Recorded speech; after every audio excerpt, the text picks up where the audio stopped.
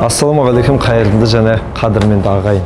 Міне, мектепке жол қайырымдылық акциясын бастаған Жайнат Фердоуси қайырымдылық қорының кішігірім есебі осы уақытқа дейін 150 оқушыға мектепке бүкіл керек жарақтысы түгел алынып, міне қандай сапалы дүниелер көз алдымызда тұр. Құдай қаласа бүгінгі оқушымыз ол ертеңгі біздің қазақтың болашағы. Сондықтан бұл жерде ұсталған әрбір қаламсап болашақ ғалымның қаламы болсын. Бұл жерде әрбір пайдаланылатын дәптер болашақ ғалымның дәптері болсын деген үміт қана. Бізбен бірге болыңыздар. Біз бірге болсақ, әлі талай бұндай жақсылықтың басқасында боламыз.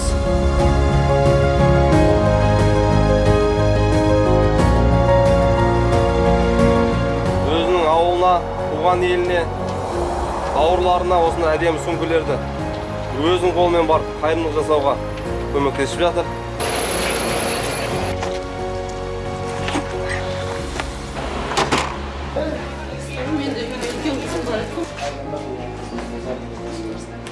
Осы ағалармен үлкен үміт тартып отырсыз.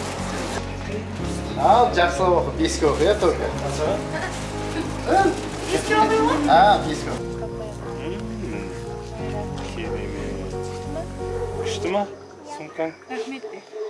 Сабағың жақсы оқы, жарай ма?